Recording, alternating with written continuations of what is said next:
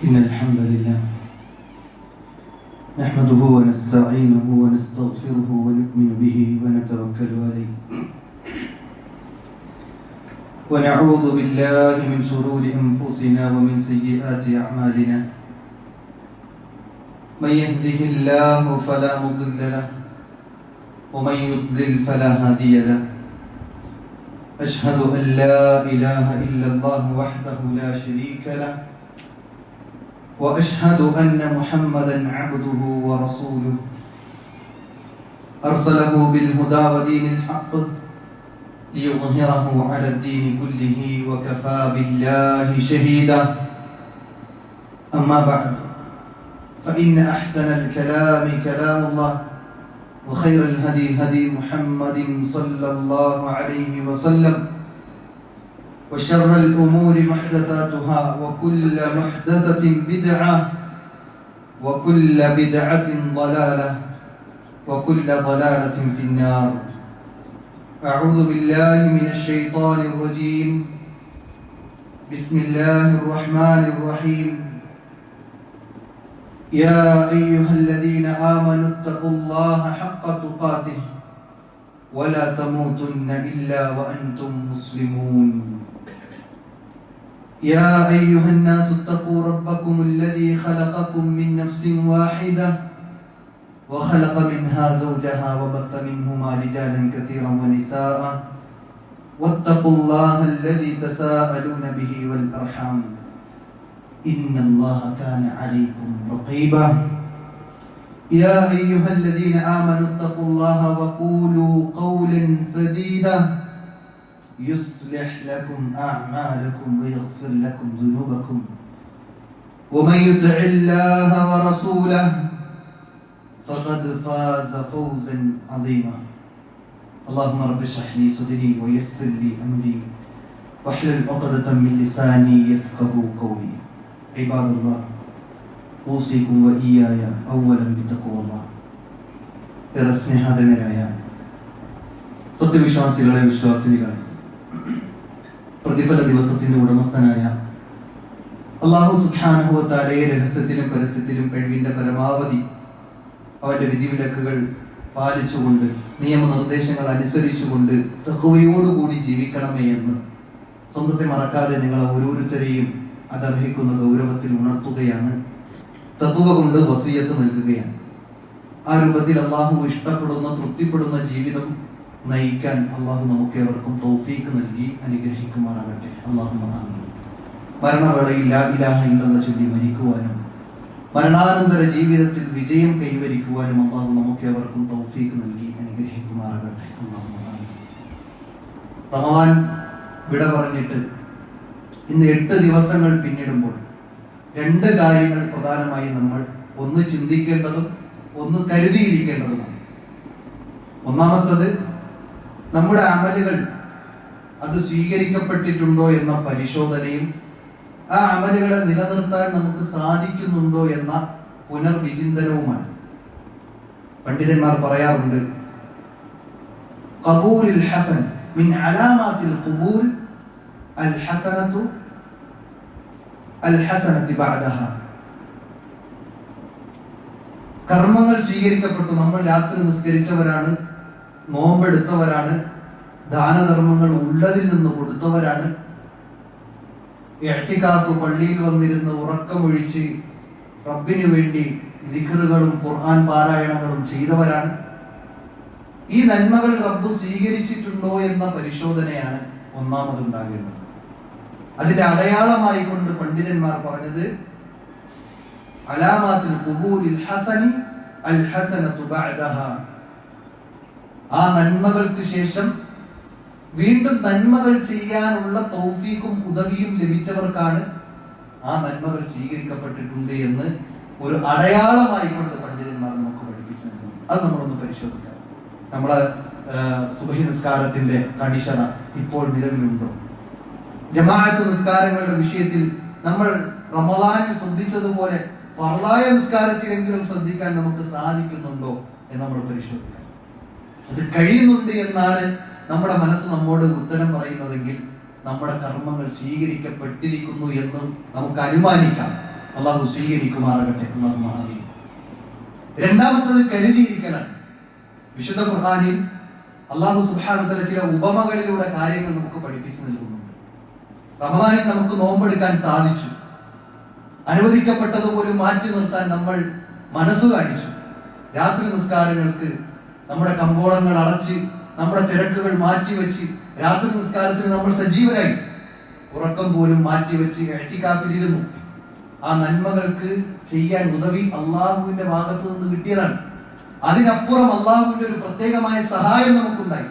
അതാണ് റസൂൽ കരീം സല്ലല്ലാഹു അലൈഹി വസല്ലം സുദീർഘമായ ഹദീസിലൂടെ പറഞ്ഞതിൽ ഒരു ഭാഗം വസുഫിദത്തി ശയാത്തീൻ, പിശാചുക്കളെ ഈ റമദാൻ മാസത്തിൽ കെട്ടിയിട്ടിരുന്നു. അല്ലെ, പിശാചുക്കളാണ് നമ്മുടെ നന്മയിൽ നിന്നും തടയുന്നത്. ഇപ്പൊ പോകണ്ട, കുറച്ച് കഴിഞ്ഞു, ബാങ്ക് വിളിച്ചിട്ടല്ലേ ഉള്ളൂ, ഒരു 5 മിനിറ്റ് കൂടി ഉറങ്ങിയിട്ട് സുബഹിക്ക് പോയാൽ മതി എന്ന് പറഞ്ഞിട്ട് അവസാനം സുബഹിന്റെ ജമാഅത്ത് പോലും നഷ്ടമാകുന്ന അവസ്ഥയിലേക്ക് എത്തിക്കുന്നത് പിശാചുക്കൾ. ആ പിശാചുക്കളെ കെട്ടിയിട്ടിരുന്നു കഴിഞ്ഞൊരു മാസം. എന്നിട്ട് അല്ലാഹു സുബ്ഹാനഹു വ തആല വിശുദ്ധ ഖുർആനിലൂടെ നമുക്ക് ഉപമിച്ച് നൽകുന്നത്, നിങ്ങൾ ആ പിശാചുക്കളെ കരുതിയിരിക്കണം. നന്മകളെമ്പാടും ചെയ്യാൻ റമദാനിൽ കഴിഞ്ഞു, ഇനിയും ആ നന്മകളെ തുടർത്തി കൊണ്ടുപോകാൻ നമുക്ക് സാധിക്കണം. അതല്ലാതെ റമദാൻ കഴിഞ്ഞതോടുകൂടി എല്ലാം അവസാനിക്കുന്നിടത്തേക്ക് നമ്മുടെ തീരുമാനങ്ങളും നിലപാടുകളും പ്രവർത്തനങ്ങളും മാറാൻ പാടില്ല. അതിനെ നശിപ്പിക്കുന്ന പ്രവർത്തനങ്ങൾ ഉണ്ടാവാൻ മതി. അത് പ്രത്യേകം എടുത്തു പറഞ്ഞിട്ടുണ്ട്. വിശുദ്ധ ഖുർആനിൽ അല്ലാഹു പറയണേ, വലാ തകൂനു കല്ലതി നഖറത് ഗസ്ലഹാ മിൻ ബഅദി ഖുവ്വത്തിൻ അൻകാത. ഒരു പെണ്ണ് രാവിലെ മുതൽ അധ്വാനിച്ച് നൂലുകൾ കോർത്ത് ശക്തമായ ഒരു കയറുണ്ടാക്കിയിട്ട് വൈകുന്നേരമായപ്പോൾ അതെല്ലാം ഇങ്ങനെ പിരിച്ചു കളയുന്ന, ആ അധ്വാനിച്ച അധ്വാനങ്ങളെ മൊത്തം ഇല്ലാതാക്കി കളയുന്ന പ്രവർത്തനങ്ങളിൽ ഏർപ്പെട്ട പെണ്ണിനെ പോലെ സഹോദരന്മാരെ, സഹോദരിമാരെ, പ്രിയപ്പെട്ടവരെ, നിങ്ങൾ ആകാൻ പാടില്ല എന്ന് വിശുദ്ധ ഖുർആനിലൂടെ അല്ലാഹു ഓർമ്മപ്പെടുത്തുന്നു. അതിനെ പരിശ്രമിക്കുന്ന ഒരു വിഭാഗം ആളുകൾ നമ്മുടെ കൂടെ ഉണ്ട്. അതുകൊണ്ടാണ് ഞാൻ നേരത്തെ പറഞ്ഞു വെച്ചത്, ഒരു മാസക്കാലം അല്ലാഹു സുബ്ഹാനഹു വ തആല നമുക്ക് നന്മകൾക്കുള്ള ഉദവിക്ക് വേണ്ടിയുള്ള പ്രത്യേകമായ സഹായമായിക്കൊണ്ട് പിശാചുക്കളെ കെട്ടിയിട്ടിരുന്നു. ആ പിശാചുക്കൾ തുറന്നു വിട്ടിരിക്കുകയാണ്, തുറക്കപ്പെട്ടിരിക്കുകയാണ്. ആ പിശാചുക്കൾക്ക് യഥേഷ്ടം നമ്മളെ വഴിപിഴപ്പിക്കാൻ വേണ്ടിയുള്ള പരിശ്രമങ്ങൾക്കുള്ള അവസരങ്ങൾ തുറന്നു കൊടുത്തിരിക്കണം.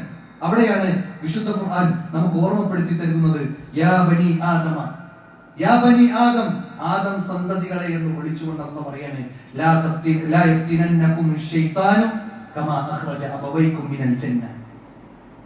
ഏറ്റവും നല്ല ഉപമയിലൂടെയാണ് അല്ലാഹു ഈ കാര്യം പറഞ്ഞിരിക്കുന്നത്. നിങ്ങളുടെ പിതാക്കൾ, പിതാവും മാതാവും ആരാ? ആദമും ഹവ്വയും സ്വർഗത്തിൽ നിന്ന് പുറത്താക്കിയതുപോലെ. എങ്ങനെ പുറത്താക്കിയത്? പിശാച് പ്രത്യക്ഷമായി വന്നിട്ട് ആ പിശാച് മോശപ്പെട്ട കാര്യങ്ങളിലൂടെയാണോ പുറത്താക്കിയത്? ഏറ്റവും നല്ല നാസിഹുൻ അമീൻ എന്ന് പറഞ്ഞിട്ടാണ്, ഞാൻ നിങ്ങൾക്ക് നല്ലൊരു ഉപദേഷ്ടാവാണ്, നിങ്ങൾക്ക് നല്ലത് മാത്രം പറഞ്ഞുതരാൻ വരുന്ന ആളാണ് എന്നൊക്കെ പറഞ്ഞിട്ടാണ് പിശാച് വന്ന ആദം അലൈഹി ഇസ്ലാമിന്റെ അടുക്കൽ വരുന്നത്. എന്നിട്ട് ആ പഴം കഴിക്കാൻ പറയുന്നു. അല്ലാഹ് അടുക്കരുതേ എന്ന് പറഞ്ഞ പഴത്തിലേക്ക് അടുപ്പിക്കാൻ പ്രേരണ കാണിച്ചതും അതിൽ ന്യായങ്ങൾ പറഞ്ഞതും പിശാചായിരുന്നു. ആ പിശാച് ആദമിനെയും ഹവ്വയെയും, നമ്മുടെ ഉമ്മയെയും ഉപ്പയെയും ആ സ്വർഗത്തിൽ നിന്ന് എങ്ങനെയാണോ പുറത്താക്കിയത്, അതിനുവേണ്ടി പരിശ്രമിച്ചത്, അതുപോലെ പരിശ്രമിക്കുക. അതുകൊണ്ട് നിങ്ങൾ ആ പിശാചിന്റെ ഫിത്നയിലായി പോകരുത് എന്ന് വിശുദ്ധ ഖുർആനിലൂടെ അല്ലാഹു ഓർമ്മപ്പെടുത്താൻ. പിശാച് കെട്ടഴിച്ച അവസ്ഥയിൽ നമ്മുടെ കൂടെ സഞ്ചരിച്ചു കൊണ്ടിരിക്കുകയാണ്. അതുകൊണ്ട് ശ്രദ്ധിക്കണം. നാം അറിയാതെ നമ്മെ വഴിപിഴപ്പിക്കാൻ, ഒരുപക്ഷെ നമ്മൾ വിചാരിക്കും നമ്മളൊക്കെ നേരായ മാർഗത്തിലാണല്ലോ, ഇനി എങ്ങനെ തെറ്റാൻ പോകുന്നത് എന്നായിരിക്കും. അതുകൊണ്ടാണ് അല്ലാഹു ഈ ഉപമ തന്നെ എടുത്തു പറഞ്ഞത്. നിങ്ങളുടെ ഉപ്പയെയും ഉമ്മയെയും സ്വർഗത്തിൽ നിന്ന് പുറത്താക്കാൻ കാണിച്ച തന്ത്രം ഉണ്ടല്ലോ, അതിനേക്കാൾ വലിയ തന്ത്രം മെനയാൻ പിശാചിന് കഴിയും. അതുകൊണ്ടാണ് അല്ലാഹു വീണ്ടും പറഞ്ഞത്, ഇന്നഹു യറാകും ഹുവ വഖബീലുഹു മിൻ ഹൈസു ലാ തറൗനഹും. നിങ്ങൾ കാണുന്നില്ലെങ്കിലും, നിങ്ങൾക്ക് കാണാൻ കഴിയാത്ത രൂപത്തിൽ അവർ നിങ്ങളെ കാണുന്നു, അവന്റെ കബീലയും നിങ്ങളെ കാണുന്നു. അങ്ങനെ നിങ്ങളെ കണ്ടുകൊണ്ട് നിങ്ങളെ വഴിപിഴപ്പിക്കാൻ വേണ്ടി അഹോരാത്രം പരിശ്രമിക്കുന്ന ഒരു വിഭാഗം ആളുകളാണ് പിശാചുക്കൾ. അതുകൊണ്ടാണ് വിശുദ്ധ ഖുർആനിൽ അല്ലാഹു പിശാചിന്റെ ശബ്ദത്തെ കുറിച്ച് പറയുന്നുണ്ട്, മിൻ ബൈനി ഐദീഹിം വമിൻ ഖൽഫിഹിം വഅൻ ഐമാനിഹിം വഅൻ ശമാഇലിഹിം വലാ തജിദു അക്സറഹും ശാകിരീൻ. പിശാച് അല്ലാഹുവിന്റെ അടുത്ത് ശബ്ദം ചെയ്യാണ്, അല്ലാഹുവേ, നിന്റെ അടിമകളെ ഞാൻ അവന്റെ പിന്നാലെ, അവന്റെ മുന്നിലൂടെ, അവന്റെ പിന്നിലൂടെ, അവന്റെ വലതുഭാഗത്തൂടെ, അവന്റെ ഇടതുഭാഗത്തു കൂടി അവനെ പിശാച് ഇങ്ങനെ പരിശ്രമിച്ചുകൊണ്ട് തെറ്റിക്കാൻ വേണ്ടി ശ്രമിക്കും എന്ന് പിശാച് അള്ളാന്റെ അടുത്ത് ശപഥം ചെയ്യാൻ. ആ പിശാച് പണിയെടുത്തുകൊണ്ടിരിക്കണം.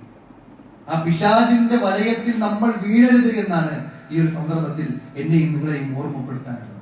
അങ്ങനെ വീണ് കഴിഞ്ഞാലോ വിശുദ്ധ ഖുർആനിൽ അല്ലാഹു ആ ആയത്തിന്റെ ബാക്കിയായി കൊണ്ട് പറഞ്ഞത് ഇന്നാ ജഅൽന ശയാതീന ഔലിയാ അല്ലദീന ലാ യുമിനൂൻ, വിശ്വാസികളല്ലാത്ത ആളുകൾക്ക് പിശാച് ഔലിയാക്കളാണ്. അപ്പൊ നമ്മൾ ആലോചിക്കേണ്ടത് നമ്മുടെ ഔലിയ ആരാണ്? ഏതെങ്കിലും അമ്പുറങ്ങൾ അങ്ങനല്ല.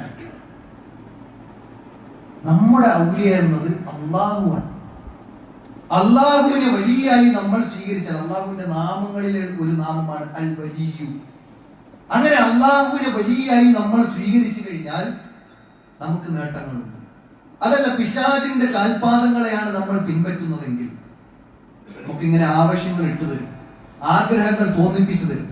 പിശാച് നമ്മുടെ കൂടെ ഉണ്ടാകും. ഞാൻ നേരത്തെ പറഞ്ഞ ഉദാഹരണം ഒരു സിമ്പിളായ ഉദാഹരണമാണ്, പലർക്കും പറ്റിപ്പോകുന്ന ഉദാഹരണമാണ്. സുബഹിക്ക് ബാങ്ക് വിളിച്ചപ്പോൾ എണീറ്റു 5 മിനിറ്റ് കിടക്കാന്ന് വിചാരിക്കും, ആ കിടക്കുന്നതായിരിക്കും ജമാഅത്ത് പോലും നഷ്ടപ്പെടുത്തും. ആ പ്രവർത്തനം എടുത്തതാണ് പിശാചാണ്. ആ 5 മിനിറ്റിന്റെ ഉറക്കം അവിടെ ആവശ്യമില്ലാത്ത പിശാചിനെ അനുസരിക്കലായിരുന്നു.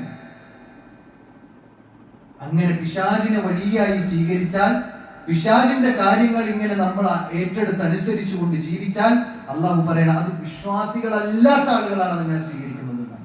നമ്മൾ ആലോചിക്കേണ്ടത് നമ്മൾ വിശ്വാസികളാണ്, നമ്മുടെ വലിയ അള്ളാഹുവാണ്. ആ അള്ളാഹുവിനെ വലിയായി സ്വീകരിക്കുന്ന ഒരു വ്യക്തിക്ക് അള്ളാഹുവിന്റെ കാര്യങ്ങളെ, അള്ളാഹുവിന്റെ കൽപ്പനകളെ അനുസരിക്കാൻ അവൻ ബാധ്യസ്ഥനാണ്. അങ്ങനെ അനുസരിച്ചു കഴിഞ്ഞാലോ അള്ളാഹു വിശുദ്ധ ഖുർആനിലൂടെ പറയുന്നു അല്ലാഹു വലിയുല്ലദീന ആമനു യുഖ്രിജുഹും മിനൽ ദുലുമാതി ഇലൻ നൂർ, അന്ധകാരത്തിൽ നിന്ന്, ഇരുട്ടിൽ നിന്ന്, മോശപ്പെട്ട കാര്യങ്ങളിൽ നിന്ന്, റൂട്ടുമാരെ സഞ്ചരിക്കുന്നതിൽ നിന്ന് അല്ലാഹു സുബ്ഹാനഹു വ തആല വെളിച്ചത്തിലേക്ക്, നേർവഴിയിലേക്ക്, നേർപഥത്തിലേക്ക് നടത്തുമെന്ന് വിശുദ്ധ ഖുർആനിലൂടെ അള്ളാഹു നമുക്ക് പഠിപ്പിച്ചിട്ടുണ്ട്. പക്ഷെ പിശാചിനെയാണ് നമ്മൾ സ്വീകരിക്കുന്നതെങ്കിലും നമ്മുടെ ഹവയെയും നമ്മുടെ ഇഷ്ടങ്ങളെയും നമ്മുടെ താല്പര്യങ്ങളെയും മതത്തെ തൽക്കാലം മാറ്റി നിർത്തി എനിക്ക് ആവശ്യമുള്ളത് ഞാൻ എടുത്തോളാം എന്ന് പറഞ്ഞ് മതത്തിനെ ഒരു സെക്കൻഡറി ആയി കണ്ട്, അല്ലെങ്കിൽ ഒരു ബൊഫേ സിസ്റ്റം പോലെ മതത്തിനെ കണ്ടിട്ട് തന്റെ ആവശ്യങ്ങളെ മാത്രം നിർവഹിക്കാൻ വേണ്ടി മതത്തെ എടുക്കുന്ന ചില ആളുകളെ സമൂഹത്തിൽ കാണാൻ കഴിയും. പിശാചിന്റെ കാൽപാദങ്ങളെ പിൻപറ്റുന്ന ആളുകൾ അല്ലാഹു വിശുദ്ധ ഖുർആനിലൂടെ ആ ആയത്തിന്റെ ബാക്കിയായി കൊണ്ട് പറഞ്ഞത് വല്ലദീന കഫറൂ എന്നാണ്. നിഷേധിച്ചവർ, നന്ദികേട് കാണിച്ചവർ, അവരാണ് പിശാചുക്കളെ വലിയായി ഏറ്റെടുക്കുന്നത്. എന്നിട്ടോ ആ ആയത്തിന്റെ ബാക്കിയായി പറഞ്ഞു ഉലൈക വല്ലദീന കഫറൂ ഔലിയാഉഹും ത്വാഗൂത്ത് യുഖ്രിജൂനഹും മിനൻ നൂരി ഇലൽ ദുലുമാത്, സത്യത്തിൽ നിന്ന്, നേർവഴിയിൽ നിന്ന്, നേർപാന്താവിൽ നിന്ന് ഈ പിശാചുക്കൾ ദുലുമാത്തിലേക്ക്, ഇരുട്ടിലേക്ക്, തെമ്മാടിത്തരങ്ങളിലേക്ക്, മോശപ്പെട്ട കാര്യങ്ങളിലേക്ക്, ഫാഹിഷത്തുകളിലേക്ക് ഈ പിശാച് നമ്മളെ കൊണ്ടെത്തിക്കുന്നതാണ്. പിശാചിന്റെ ഔലിയായി കഴിഞ്ഞാൽ പിന്നെ നമുക്ക് രക്ഷയില്ല എന്നർത്ഥം. എന്നിട്ട് ആയത്ത് അവസാനിപ്പിക്കുന്നിടത്ത് അല്ലാഹു സുബ്ഹാനഹു വ തആല പറഞ്ഞത് ഉലൈക അസ്ഹാബുൻ നാർ ഹും ഫീഹാ ഖാലിദൂൻ, അവർ എന്നെന്നും നിത്യവാസികളായി കൊണ്ട് നരകത്തിലായി പോകുന്ന ദുരവസ്ഥയുണ്ടാകുമെന്ന് അള്ളാഹു സൂചിപ്പിക്കണം. അതുകൊണ്ട് സഹോദരന്മാരെ, ചില്ലറക്കാരിയല്ല, നമ്മുടെ പ്രത്യക്ഷമായ ശത്രു തന്നെയാണ്, നമ്മുടെ മുഖ്യ ശത്രു തന്നെയാണ് പിശാചി എന്ന് നമ്മൾ തിരിച്ചറിയണം. ഇസ്ലാമിന്റെ ഒരു അധ്യാപനം നോക്കൂ. ഒരിക്കലും ശത്രുത പാടില്ല, പരസ്പരം സ്നേഹം ഉണ്ടാകണം, മിണ്ട പ്രാണികളോട് പോലും കരുണ കാണിക്കണം. അങ്ങനെ കരുണ കാണിച്ചാൽ കരുണാവാനിധിയായ റബ്ബ് നമ്മളോട് കരുണ കാണിക്കും എന്ന് പഠിപ്പിച്ച ഇസ്ലാമിൽ മുഖ്യ ശത്രുവായി കൊണ്ട് കാണണമെന്ന് പറഞ്ഞ ഒരേ ഒരു വിഭാഗം അത് പിശാചുക്കളാണ്. അല്ലാഹു സുബ്ഹാനഹു വ തആല പറഞ്ഞു ഹാദാ സിറാത്തുൽ മുസ്തഖീം, നേരായ പാന്താവിനെ, നേർവഴിയെ കാണിച്ചു തന്നിട്ട്, പഠിപ്പിച്ചു തന്നിട്ട് അള്ളാഹു പറയുന്നു ഇതാണ് ചൊവ്വായ മാർഗം. എന്നിട്ട് അള്ളാഹു പറയാണ് വലാ യസുദ്ദന്നകുമുശ് ശൈത്താൻ, നിങ്ങളെ പിശാച് ഈ മാർഗത്തിൽ നിന്ന് തടയിടരുത്. തടയിടുന്ന അവസ്ഥ ഉണ്ടാവരുത്, നമ്മളായിട്ട് വീട് കൊടുക്കരുതെന്നാണ്. എന്നിട്ട് അള്ളാഹു പറയുന്നു ഇന്നഹു ലകും അദുവ്വുൻ മുബീൻ, വ്യക്തമായ ശത്രുവാണ്, വ്യക്തമായ ശത്രുവാണ്, മുഖ്യമായ ശത്രുവാണ് ഈ പിശാചി എന്ന് നമ്മൾ തിരിച്ചറിയണം. പക്ഷേ നമ്മളിൽ പലരും ആ പിശാചിന് അടിമയാണ്. നമ്മളിൽ പലരും ആ പിശാചിന്റെ പ്രേരണയാൽ ജീവിക്കുന്ന ആളുകളാണ്. നമ്മളിൽ പലരും ആ പിശാചിന്റെ പ്രവർത്തനങ്ങളുടെ പിന്നാലെയാണ് നമ്മൾ പോയിക്കൊണ്ടിരിക്കുന്നത്. അതുകൊണ്ട് സഹോദരന്മാരെ, ആ പിശാചിനെ കരുതിയിരിക്കണമെന്നും പൂർണ്ണമായും ഇസ്ലാമിലേക്ക് പ്രവേശിക്കണമെന്നും ഓരത്തിരുന്ന് ഇസ്ലാമിനെ നോക്കിക്കാണാനല്ല, ഓരത്തിരുന്ന് ഇസ്ലാമിനെ ആചരിക്കാനല്ല, മറിച്ച് പൂർണ്ണമായി റബ്ബിന്റെ തൃപ്തിക്ക് വേണ്ടി റബ്ബിന്റെ ദീനിന്റെ ഉള്ളിൽ നിന്നുകൊണ്ട് ജീവിക്കാനാണ് ഇസ്ലാം പഠിപ്പിക്കുന്നത്. യാ അയ്യുഹല്ലദീന ആമനു, വിശ്വാസികളെ, അല്ലാഹു വിളിക്കാൻ, വിശ്വാസികളെ, ഉദ്ഖുലു ഫിസ്സിൽമി കാഫ, നിങ്ങൾ പൂർണ്ണമായി ഇസ്ലാമിലേക്ക് പ്രവേശിക്കും. നിങ്ങൾക്ക് തോന്നുന്നത് മാത്രം എടുക്കാനല്ല, പൂർണ്ണമായി ഇസ്ലാമിലേക്ക് പ്രവേശിക്കും.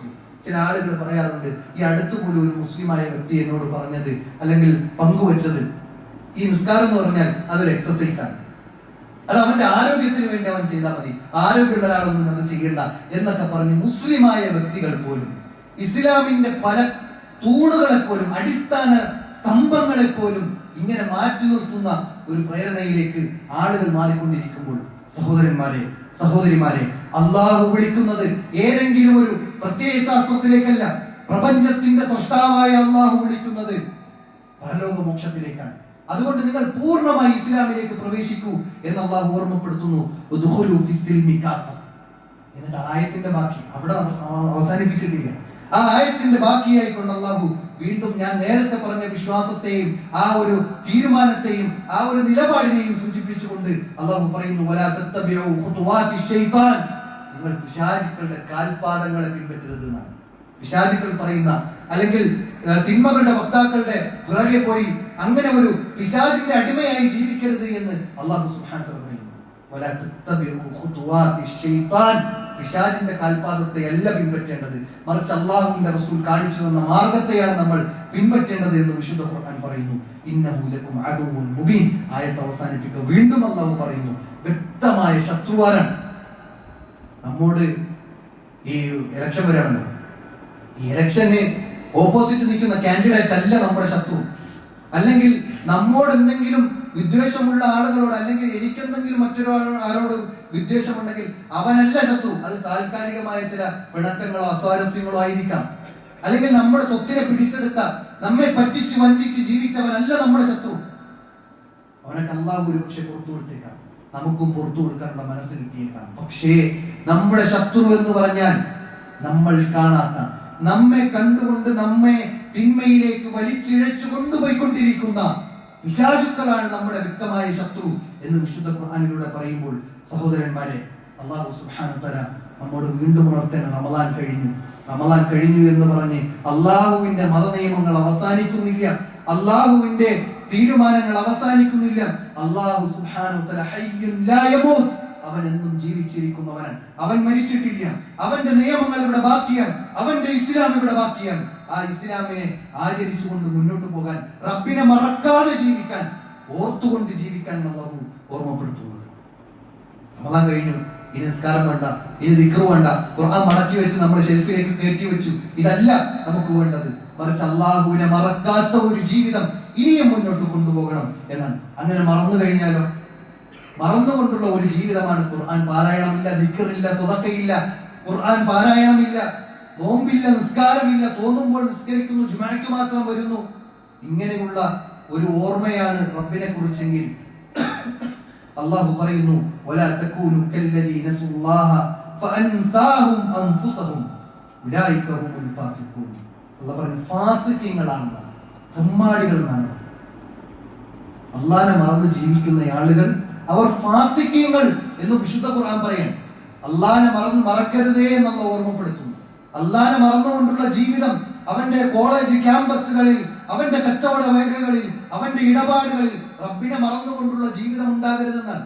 അവന്റെ സംസാരം പോലും, അവന്റെ ചിന്തകൾ പോലും റബ്ബിനെ ഓർത്തുകൊണ്ടുള്ള, ഇതെന്റെ റബ്ബിന് ഇഷ്ടമുള്ള ജീവിതമാണോ എന്ന് ഓർത്തുകൊണ്ടായിരിക്കണം അവൻ ജീവിക്കേണ്ടതെന്നാണ്. അങ്ങനെയെങ്കിൽ അല്ലാഹു നമ്മെ സഹായിക്കും. ഇല്ലെങ്കിലോ അവൻ അവനെ തന്നെയാണ് മറന്നിരിക്കുന്നത് എന്നാണ് വിശുദ്ധ ഖുർആൻ പറഞ്ഞത്. അല്ലാഹനെ മറന്നവൻ എന്നല്ല, അല്ലെങ്കിൽ അല്ലാഹ് അവനെ മറന്നു എന്നല്ല, മറിച്ച് അവൻ അവനെ തന്നെ മറന്നിരിക്കുന്നു. കാരണം എന്താ? ഞാൻ നിസ്കരിച്ചിട്ടില്ലെങ്കിൽ, ഞാൻ നോമ്പെടുത്തിട്ടില്ലെങ്കിൽ അല്ലാഹ്ക്കൊന്നും നഷ്ടപ്പെടാനില്ല. നിങ്ങളെല്ലാവരും ചേർന്ന്, ലോകത്തുള്ള മുഴുവൻ ആളുകളും ചേർന്ന് റബ്ബിനെ പഴിചാരിയാൽ, റബ്ബിൽ നിന്ന് വിട്ടകന്നാൽ അല്ലാഹ്ക്കൊന്നും നഷ്ടപ്പെടാനില്ല. അല്ലാഹുവിന്റെ പ്രതാപം ഒരിക്കലും കുറഞ്ഞു പോകില്ല. ലോകത്തുള്ള മുഴുവൻ മനുഷ്യന്മാരും അല്ലാഹുവിലേക്ക്, ഇസ്ലാമിലേക്ക് കടന്നു വന്നു എന്നതുകൊണ്ട് അല്ലാഹ്ക്കൊന്നും പ്രതാപം കൂടാനും പോകുന്നില്ല. അവിടെയാണ് അല്ലാഹു പറഞ്ഞത്, നമ്മൾ ചെയ്യുന്ന ഇബാദത്ത് നമുക്ക് വേണ്ടിയാണ്. നമ്മൾ അല്ലാഹുവിന് നന്ദി കാണിച്ചാൽ അത് നമുക്ക് നമ്മുടെ സ്വന്തത്തിന് തന്നെയാണ് നമ്മൾ നന്ദി കാണിച്ചത്. നമ്മുടെ പരലോക വിജയത്തിനാണ് നമ്മൾ നിസ്കരിക്കുന്നത്, നമ്മുടെ പരലോക വിജയത്തിനാണ് നമ്മൾ നോമ്പെടുത്തത്, നമ്മുടെ പരലോക വിജയത്തിനാണ് നമ്മൾ ഖുർആൻ പാരായണം ചെയ്തത്, നമ്മുടെ പരലോക വിജയത്തിനാണ് നമ്മൾ സ്വതക്ക കൊടുത്തത്. അല്ലാഹു സ്വതക്ക വേണ്ട സഹോദരന്മാരെ. അതുകൊണ്ട് അല്ലാഹുവിനെ ഓർക്കാത്ത ഒരു നിമിഷം നമ്മുടെ ജീവിതത്തിൽ ഉണ്ടാകാൻ പാടില്ല. പണ്ഡിതന്മാർ ഈ ബാത്റൂമിൽ കയറിയിട്ട് തിരിച്ചിറങ്ങുമ്പോൾ ഗുഫ്രാനക എന്ന പ്രാർത്ഥന പറയുന്നതിന്റെ പൊരുള് പറഞ്ഞിടത്ത് ഒരു വിഷയം പറഞ്ഞപ്പോ, ബാത്റൂമിൽ കയറിയിട്ട് തിന്മയല്ലല്ലോ ചെയ്തത്, എന്നിട്ടും അല്ലാഹുവേ നീ എനിക്ക് പുറത്തു തരണേ എന്ന് പറയാനുള്ള കാരണങ്ങളിൽ ചിലതിലൊന്നു പറഞ്ഞത് അത് അല്ലാഹുവിനെ സ്മരിക്കാനുള്ള, ബാത്റൂമിൽ അല്ലാഹുവിനെ സ്മരിക്കാൻ പറ്റില്ല, ആ ഒരു സമയം റബ്ബിനെ സ്മരിക്കാത്തതിന്റെ പേരിൽ അല്ലാഹുവേ നീ എനിക്ക് പുറത്തു തരണേ എന്ന് പറഞ്ഞതാണ് എന്ന് പറഞ്ഞ ചില പണ്ഡിതന്മാരെ നമുക്ക് കാണാൻ കഴിയും. അതുകൊണ്ട് സഹോദരന്മാരെ, റബ്ബിനെ സ്മരിച്ചുകൊണ്ടുള്ള ജീവിതമായിരിക്കണം. റമദാൻ കഴിഞ്ഞു എന്നതുകൊണ്ട് എല്ലാം അവസാനിപ്പിച്ച് ഇനി എന്റെ കോളേജും എന്റെ ക്യാമ്പസും എന്റെ സ്കൂളും എന്റെ കച്ചവടവും ഞാനും എന്റെ കെട്ടിയോളും എന്റെ മക്കളും എന്നതല്ല ഇനി വേണ്ടത്. അല്ലാഹു പറയാണ്, ഒന്നിൽ നിന്ന് അവസാനിച്ചാൽ അടുത്തതിലേക്ക് നിങ്ങൾ പരിശ്രമിച്ചുകൊണ്ട് മുന്നോട്ട് പോകും. നമ്മുടെ ഇബാദത്തുകൾ അവസാനിച്ചിട്ടില്ല. നമ്മുടെ മരണം വരെ നമ്മുടെ റബ്ബിനെ നമ്മൾ ആരാധിക്കേണ്ടത് നമ്മുടെ ഉത്തരവാദിത്വമെന്ന് വിശുദ്ധ ഖുർആൻ നമ്മോട് ഓർമ്മപ്പെടുത്തുന്നുണ്ട്. അതുകൊണ്ട് സഹോദരന്മാരെ, റബ്ബിനെ മറക്കാത്ത ഒരു ജീവിതം ഇനിയുള്ള മുന്നോട്ടുള്ള ജീവിതത്തിൽ ഉണ്ടാകണം. പിശാചിനെ കരുതിയിരിക്കണം. പിശാചിന്റെ കാൽപാദങ്ങളെ നമ്മൾ പിൻപറ്റരുത് എന്ന് പ്രത്യേകം ഓർമ്മപ്പെടുത്തുകയാണ്. അല്ലാഹു അതിനുള്ള തൗഫീഖ് നൽകി അനുഗ്രഹിക്കുമാറാകട്ടെ.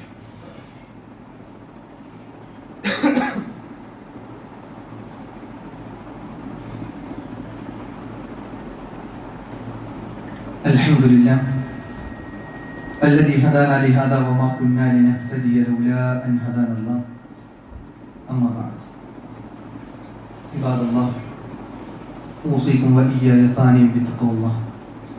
ഒരിക്കൽ കൂടി അല്ലാഹുവിനെ സൂക്ഷിച്ചുകൊണ്ട് ജീവിക്കണമേ എന്ന് സ്വന്തത്തെ മറക്കാതെ നിങ്ങൾ ഓരോരുത്തരെയും ഉണർത്തുകയാണ്. തഖ്വ കൊണ്ട് വസിയത്ത് നൽകുകയാണ്. അല്ലാഹു അതിനുള്ള തൗഫീഖ് നൽകി അനുഗ്രഹിക്കുമാറാകട്ടെ. പെരുന്നാൾ സുദിനത്തിൽ നമ്മുടെ നാവുകളിൽ മുഴുകിയ തക്ബീർ ധ്വനികൾ, 5 നേരം പള്ളിയിൽ നിന്ന് ബാങ്ക് കേൾക്കുമ്പോൾ നാം കേൾക്കുന്ന ആദ്യ വചനം, നിസ്കാരത്തിനു വേണ്ടി കൈകെട്ടുന്ന സമയത്ത് നമ്മുടെ നാവിൽ നിന്ന് ഉയരുന്ന അല്ലാഹു അക്ബർ എന്ന വചനം, നമ്മൾ എത്ര കണ്ട് ആ വചനത്തിനോട് കൂറു പുലർത്തുന്നവരാണ് എന്ന് നമ്മൾ പരിശോധിക്കണം. നമ്മൾ പറയുന്നു അല്ലാഹു അക്ബർ. ഈദിന്റെ സുദിനത്തിൽ അധികമായി ചൊല്ലി അല്ലാഹു അക്ബർ അല്ലാഹു അക്ബർ അല്ലാഹു അക്ബർ ലാ ഇലാഹ ഇല്ലല്ലാഹു അല്ലാഹു അക്ബർ എന്ന് പറഞ്ഞ ആ ദിക്റുകൾ നമ്മൾ പറഞ്ഞു. നിസ്കാരത്തിന് ശേഷം 33 തവണ ഓരോ ഫർള് നിസ്കാരത്തിന് ശേഷവും നമ്മൾ പറയുന്നു. രാത്രി കിടക്കുമ്പോൾ അല്ലാഹു അക്ബർ നമ്മൾ പറഞ്ഞിട്ടാണ് കിടക്കുന്നത്.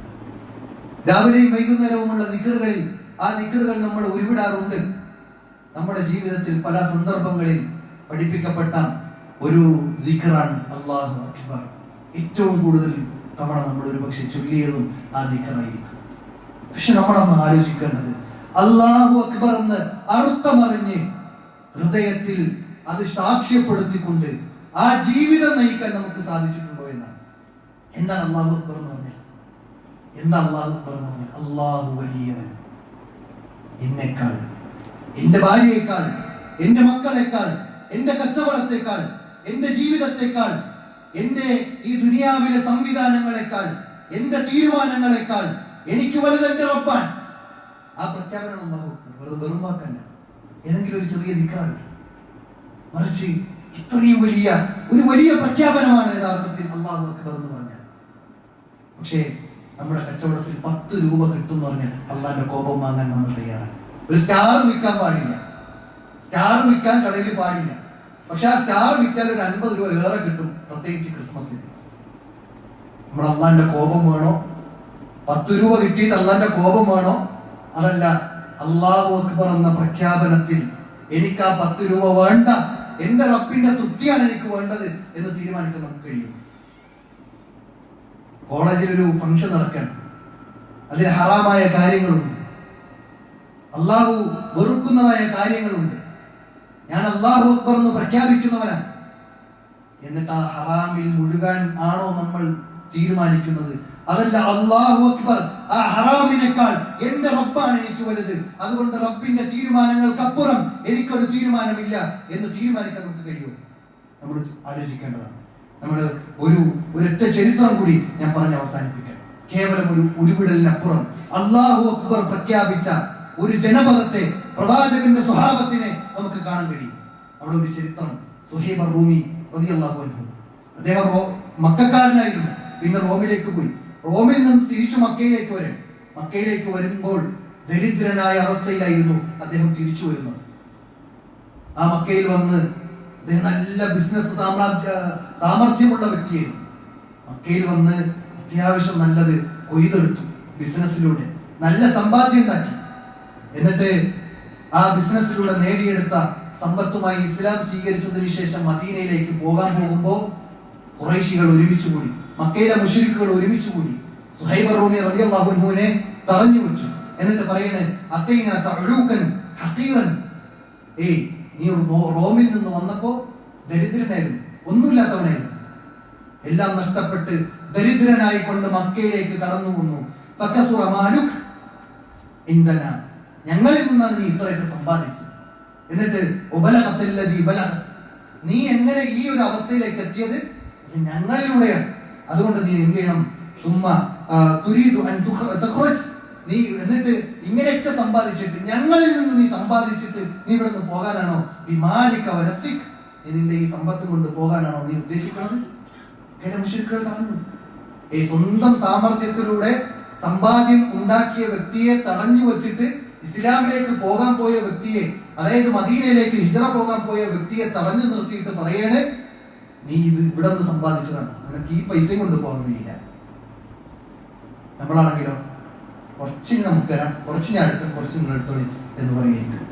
അല്ലെങ്കിൽ തൽക്കാലം ഒന്ന് ദീനൊക്കെ ഒന്ന് മാറ്റി വെച്ച് എന്റെ സമ്പത്തൊന്നും കിട്ടിക്കോട്ടെ, അത് കഴിഞ്ഞിട്ട് എങ്ങനെയെങ്കിലും തന്ത്രപരമായി പോകാം എന്ന് വിചാരിക്കും. അവിടെ സുഹൈബ് റൂമി റളിയല്ലാഹു അൻഹു തിരിച്ചു ചോദിച്ച ചോദ്യം എന്നറിയോ? എന്നെ നിങ്ങൾ ഇങ്ങനെ തടഞ്ഞു വെക്കാൻ ഈ സമ്പത്താണോ നിങ്ങൾക്ക് കാരണമായത്? നിങ്ങൾ എടുത്തോളൂ, ഞാൻ പോവാണ്, എന്റെ ദീനാണ് എനിക്ക് വലുത്, അല്ലാഹു അക്ബർ എന്ന് പ്രഖ്യാപിക്കാൻ അദ്ദേഹത്തിന് ആ സമയത്ത് സമ്പത്ത് തടസ്സമായിട്ടില്ല. തന്റെ ജീവിതത്തിൽ അധ്വാനിച്ച മുഴുവൻ സമ്പത്തിനെയും അവിടെ മക്കക്കാർക്ക് ഇട്ടെറിഞ്ഞിട്ട് മദീനയിലേക്ക് പോയ സ്വഹാബിയെയാണ് നമുക്ക് ചരിത്രത്തിൽ വായിക്കാൻ കഴിയുന്നത്. ഈ ഒരു സംഗതി പ്രവാചകൻ അറിഞ്ഞു. എത്ര ലാഭകരമായ കച്ചവടമാണ് സുഹൈബ് നടത്തിയത് എന്ന് പ്രവാചകൻ സല്ലല്ലാഹു അലൈഹി വസല്ലം ആ ഒരു സ്വഹാബിയോട് സന്തോഷത്തോടു കൂടി പങ്കുവെക്കുന്നുണ്ട്. സഹോദരന്മാർ, ഇത് നമുക്ക് കഴിയാം.